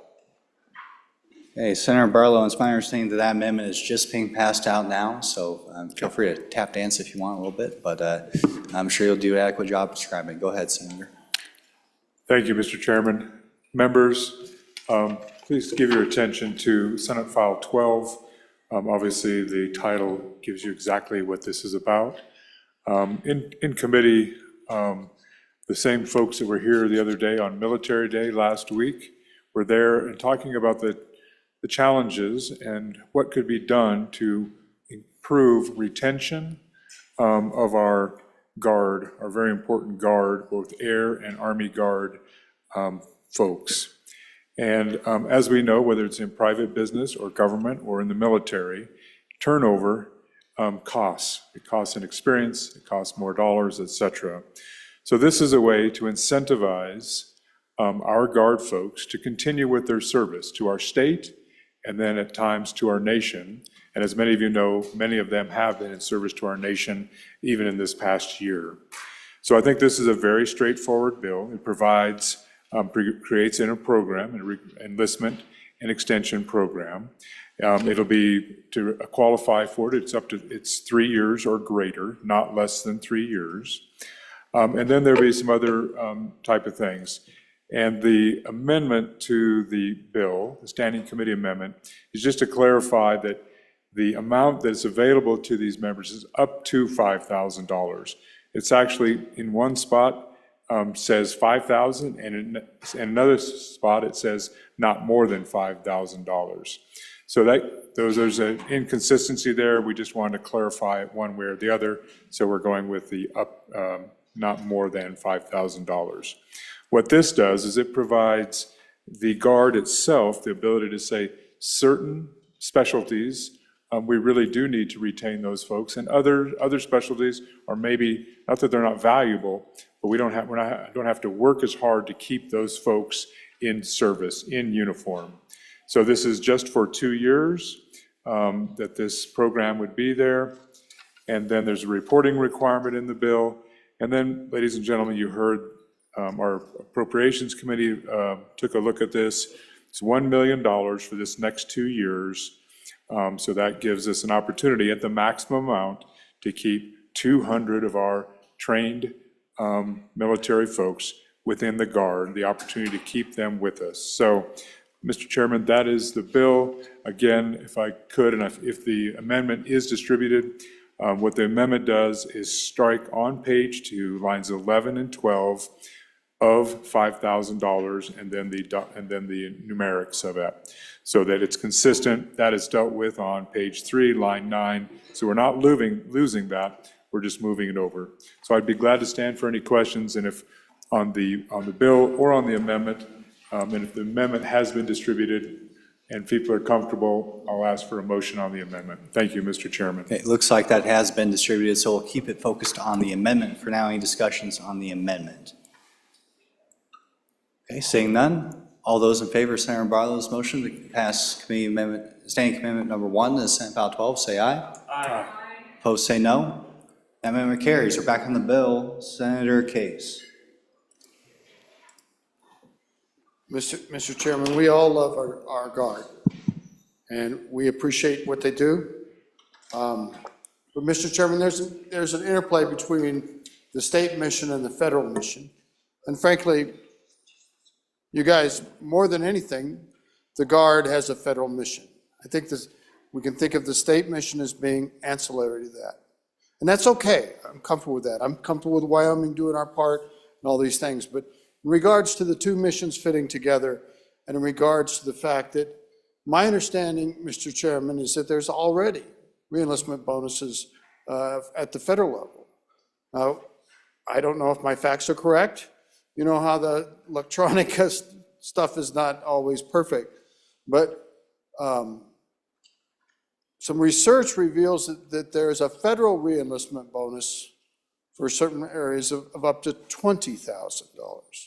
So, Mr. Chairman, how does the federal reenlistment bonus interface with the state reenlistment bonus? Is it on top of each other? Should we think about the fact that, are we doing this to support the federal mission because Wyoming wants to give a little extra? And that's fine if that's the reason we want to do it. Or are we doing this because we want the Guard to be fully capable of doing a state mission, like the wildfires, like the floods relief? They've done some great things in Wyoming. But I'm trying to understand why we are doing this when there's a $20,000 federal bonus. And if that's not true, please correct me. Thank you, Mr. Chairman. Any further discussion, Senator Hyde? Yeah, thank you, Mr. Chairman. I tend to agree with good Senator's comments back there. I think we've gotten divorced from the original intent of a state militia with the U.S. Constitution. And for those reasons, I think we shouldn't be supporting this legislation here. It's just, the National Guard's a branch of the federal government, and we need more of a state militia here, like the Constitution says. Thank you, Mr. Chairman. Any further discussion, Senator Pappas? Thank you, Mr. Chairman. The problem with the federal reenlistment bonus is that many of our AFSCs are not eligible for them, okay? Typically, they are targeting cyber intelligence, aviation, and special operations roles.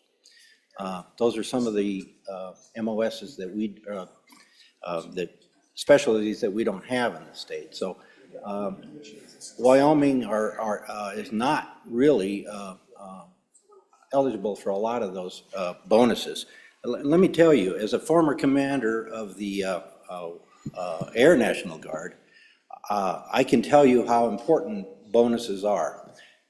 It's critical to keep our manning up, and this is targeting 214 enlistments that are going to be coming up. And I can tell you from past experience that when we have heavy deployments, which we're going to have some coming up, both in the air, they're going to be gone for 6 months, and the Army is going to have a fairly large deployment as well. There's anywhere between 5 and 7% attrition. People just won't come back. If we put bonuses in, I've seen it, they will come back. And let me tell you, this is a very cost-effective strategy for us. We do need to keep these, even though it's a federal mission, we do need to keep these people in, because if we don't keep them in and our numbers drop, we can lose the missions. If we can't keep our numbers up, they'll go to a state that can, the missions will go to a state that can support the manning. So, and it's very cost effective, because I can tell you, training a troop is infinitesimally more expensive than the $5,000 bonus, okay? Trying to get 214 new people in would cost huge amount of money compared to the $5,000. So I highly encourage you to think about this and vote for it. It's good for our Guard. It's good for the manning that will come in the next year after the deployments. And so I think it's an important thing. Let me tell you that in our surrounding states, the state just south of us, they give a $5,000 3-year bonus as well. And then in 24, they increased their end strength 12%. So it's effective. The state just to the west of us, they give a $10,000 bonus for a 6-year enlistment. And they just started that in 2025, so I don't have any numbers.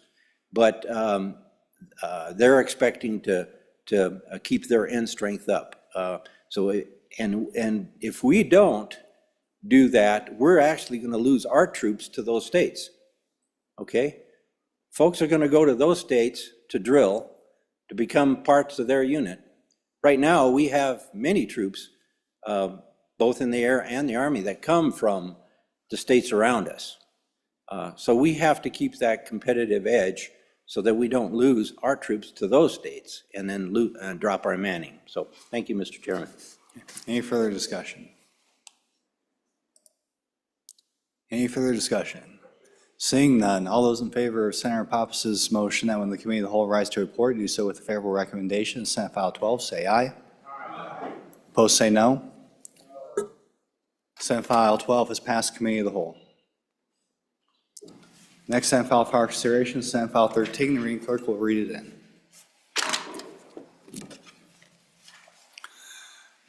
Senate File 13, Wyoming National Guard Member Referral Amendments, an act relating to Defense Forces and Affairs, sponsored by Transportation, referred to Committee Number 8, which gave a due pass recommendation. Voting aye, Senators Anderson, Barlow, Cooper, Kolb, and Pappas, signed Senator Pappas, Chairman, which referred to Committee Number 2, Appropriations, with a due pass as amended recommendations, signed Senator Driscoll, French, Guru, Larson, and Salazar, signed Senator Salazar, Chairman. You've heard the reading of the bill. What's your pleasure, Senator Pappas? Thank you, Mr. Chairman. I bring to you another bill from the interim of your transportation. Senator Pappas, can you move that, please? Oh, yes. When the committee of the whole rises to report, I do so with a favorable recommendation on Senate File 13, Wyoming National Guard member referral amendments. There is a standing committee amendment. Could I have it read in?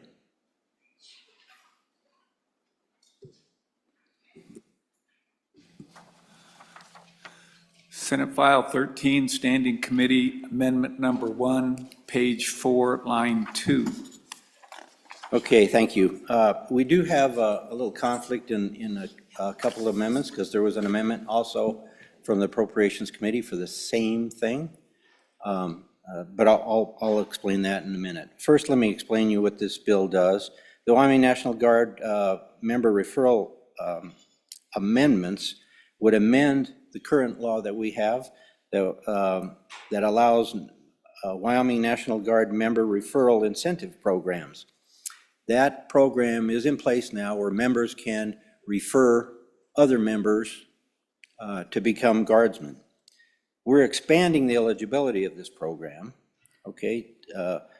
It expands the ability for members to also include retired members and other employees of the Wyoming Military Department.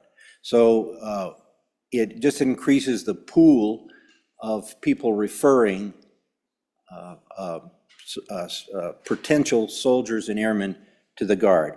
It also increases the amount from $500 to $1,000, and it extends the sunset date to July 2028, and it does provide an appropriation.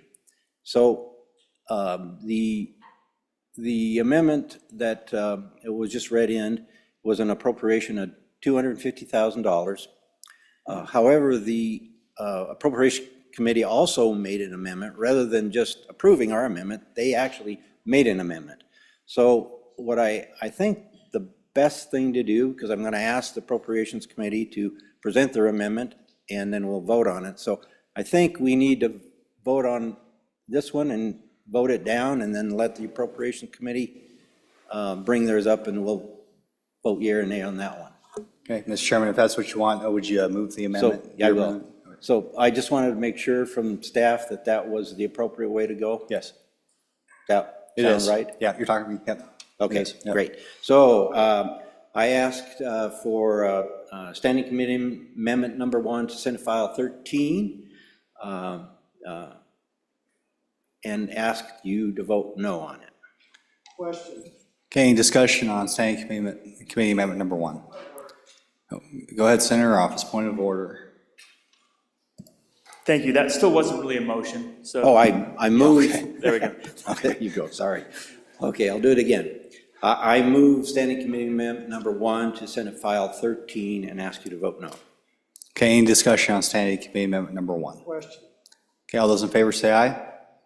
All those opposed say no. No. Standing Committee Amendment number 1 has failed. Senator Pappas, do you want that other amendment read in at this point? Well, it's on the appropriations. I'd like to just take debate on the bill right now first, and then we can deal with the appropriation later, if that's okay. So I think I've adequately presented the bill. Let me just reiterate, we're increasing the deferral bonus from 500 to 1,000. We're expanding the eligibility for those to receive the bonus to veterans and Wyoming National Guard employees, both state and federal employees. And we're updating the sunset date to July 1st, 2028. So I'd be glad to take any questions from the senators. Thank you. Okay, any discussion on the bill? Senator Ide.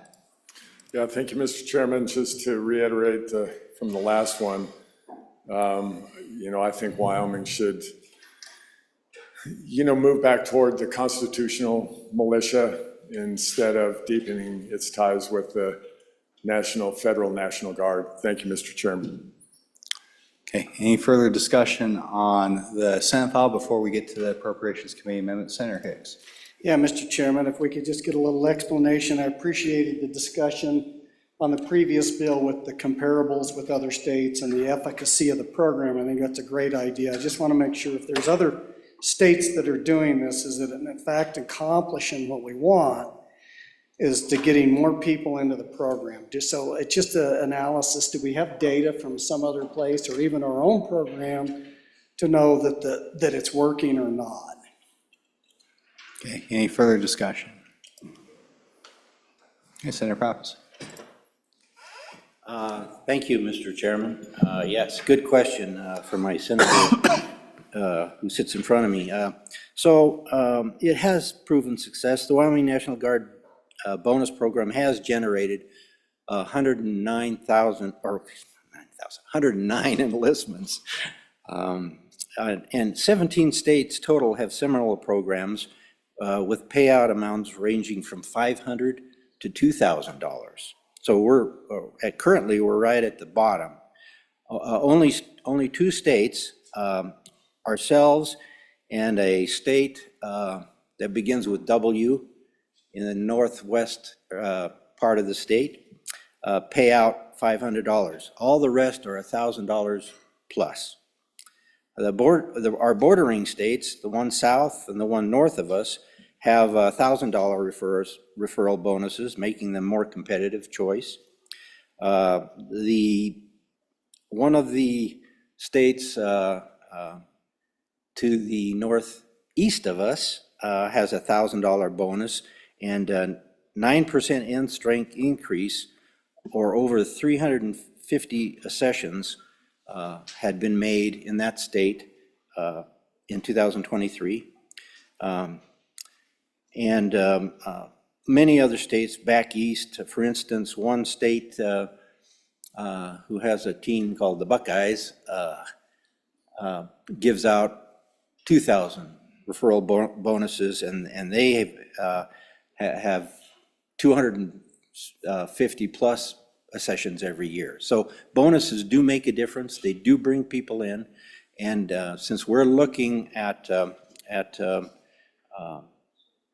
increasing our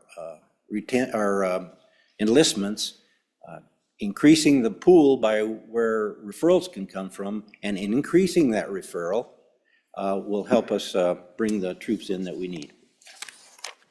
Thank you. Okay, any further discussion on the bill before we get to the second standing committee amendment? Okay, seeing none. Senator Larson. Mr. Chairman, there's a second standing committee amendment. Can I have that read in? Senate File 13, Standing Committee Amendment Number 2, page 4, line 2. Go ahead, Senator Larson. Mr. Chairman, thank you. I move Standing Committee Amendment Number 2 to Senate File 13 and ask for your favorable consideration. We too had brought the same amendment. We do agree that it ought to be bumped up from 163,200 to 250,000. So ask for your favorable consideration. Okay. Any discussion, Senator Pappas? Yeah, just for an explanation, the 163,000 that we had in the bill originally was a mistake. That was just for the Army. And so we needed to bump it up to the 250,000 to cover both the Army and the Air. Okay, any further discussion? Okay, all those in favor of Senator Larson's motion to adopt Standing Committee Amendment Number 2 to Senate File 13, say aye. Aye. Opposed, say no. That motion carries. We're back on the bill. Any further discussion? Okay, seeing none, all those in favor of Senator Pappas' motion that when the committee of the whole rise to report, do so with a favorable recommendation. Senate File 13, say aye.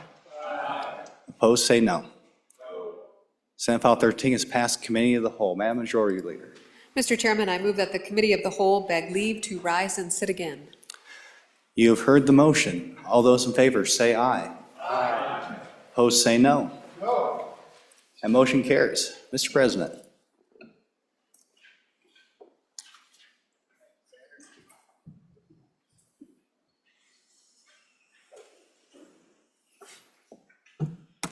Senator Kolb. Privilege of the floor. Yes, sir. I'd like to introduce Chief Jim Walmsley. He's the chief of the Rock Springs Fire Department, and it's a great honor to have him here, and I guess I'll give him a big hand.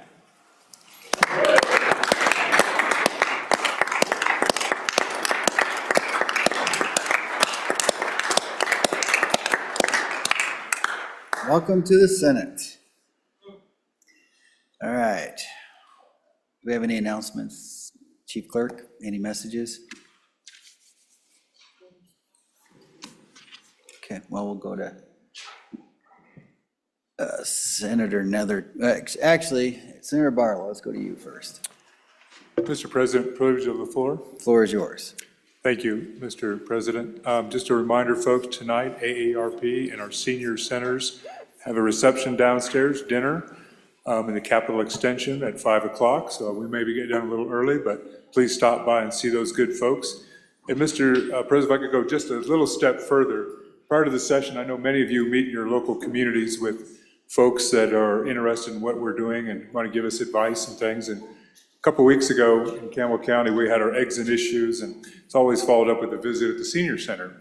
It takes place there, and then we have a discussion with them and some other folks. And afterwards, they gave us a little tour, and they showed us some of the activities, life quality activities that our seniors are doing, and I saw the artwork that was happening. And so I said, you know what, you guys have a little contest, pick your favorite piece of art that's been done in the last year or two, and I'll see if I'll take it down to the Capitol, and I'll show it to my colleagues in the Senate and share it with the House, and maybe we'll find a place to put it up. So they did that and it was delivered this morning, so I'm just gonna hold this up. Please acknowledging our seniors all across the state of Wyoming, senior centers, and the things they do to enhance quality of life for our elders. And here's an example of one of those pieces of art from Campbell County, Mr. President. Thank you, Senator. Wow, look at that.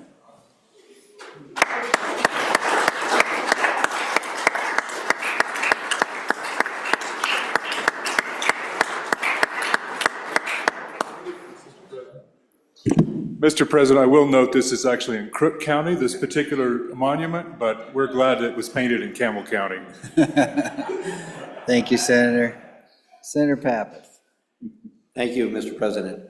Your Senate Transportation, Highways, and Military Affairs Committee will be meeting Tuesday, February 17th at 8 a.m. in the Capitol Extension, room W002, and online to consider the following bills. Senate File 95, Drivers and Motor Vehicle Services, Third-Party Providers. Senate File 107, Motor Vehicle Registration and Plate Issuance System. And Senate File 112, Elimination of License Plate Replacement Cycle. Thank you, Senator. I think you jumped the gun on the majority floor leader. We need a motion to go to recess. It's all right, we are We're eager. We are eager and working on time and under budget. We're trying to anyway. Mr. President, I move that we stand recessed until 2 p.m. Thank you. All right, let's get some announcements going. Senator Anderson. Mr. President, your favorite committee, Minerals, Business, and Economic Development, will meet today upon noon recess, hopefully about 12:20 in room W004 and online. We'll hear bill numbers, Senate File 100, Wyoming Business Council Evaluations and Reform 2, Senate File 125, Wyoming Business Council Amendments, and Senate File 126, Wyoming Ireland Trade Commission. Thank you, Mr. President. Thank you, Senator Anderson. Senator Brennan. Thank you, Mr. President. Your Senate Labor, Health, and Social Services Committee will meet today upon noon recess in 15 minutes at 12:15 in Capitol Extension Room E001 and online to take up Senate File 19, Epinephrine Delivery Methods, Senate File 23, Outpatient Examination and Commitment Length, Senate File 57, Transparency in Hospital Service Pricing, and Senate File 122, Medical Necessity Standard Timeline Amendments. Thank you. Senator Landon. Thank you. Mr. President, your Travel, Recreation, Wildlife, Cultural Resources Committee will meet tomorrow morning, and note the time, committee. Tuesday morning, 7:30, we'll get started to take up the following bills. Senate File 25, Landowner License Limits in Limited Quota Hunt Areas. Senate File 27, Leash Dogs for Tracking Black Bear. Senate File 43, Conservation District Supervisor Contracting. And Senate File 66, Donated Hunting Licenses Amendments. And another note of interest, Mr. President, the Travel and Wildlife Committee will meet again at noon tomorrow, and we will take up those three bills that were re-referred to the committee, a couple of education bills, and a resolution by the good senator from Campbell County on public lands. All three of those bills at noon tomorrow, so we'll have a busy day tomorrow, Mr. President. Appreciate you guys picking up some extra bills. Senator McEwen. Thank you, Mr. President. Your Revenue Committee will meet at 12:15 in Room 6 to take up Senate File 61, Motor Vehicle Sales to Family Members, Non-Taxable, and Senate File 110, Residential Property Tax Revisions. Thank you, Mr. President. Thank you. Senator Pappas. Yeah, Mr. Chairman, since I jumped the gun, do I need to redo it, or Mr. President? I think we're informed. Are we good? Yep, we're good. Okay, you had asked for announcements, so I just got. I was talking to the clerk. Too engaged. Yeah, Thank you. sorry. All right, Senator Salazar. Thank you, Mr. President. Senate Appropriations will be meeting at 12:20 in E202.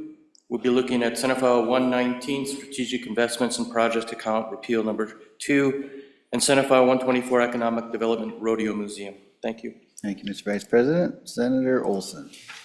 Thank you, Mr. President. Your committee number 1, Judiciary, will meet upon this noon recess in W002 to consider 3 Senate files. Senate File 56, Kratom Product Regulation. Senate File 71, Wyoming Department of Homeland Security. And Senate File 85, the Raven Act. And then tomorrow upon noon recess, we will meet again in 002 to consider 3 Senate files. Senate File 87, Felony Interference with a Police Officer Amendments. Senate File 88, Sex Offenders Residence Near Child Care Facilities. And Senate File 92, Wyoming False Claims Act. Thank you. Thank you. Any other announcements? Madam Majority Floor Leader. Thank you, Mr. President. Your Rules Committee, which includes you and other senators, will be meeting upon adjournment tonight to discuss Senate Rule 15-9. Good senators, we are working on the final edits to that particular proposed rule change. That will occur in room PMR 6, again upon adjournment for those final amendments to Senate Rule 15-9. If you'd like to see a copy of that proposed rule that we'll be working on tonight, please let me know, senators. Thank you, Mr. President. Thank you for spearheading that effort, Madam Majority Floor Leader. Any further announcements? Seeing none, you've all heard the motion. All those in favor say aye. All those opposed, no.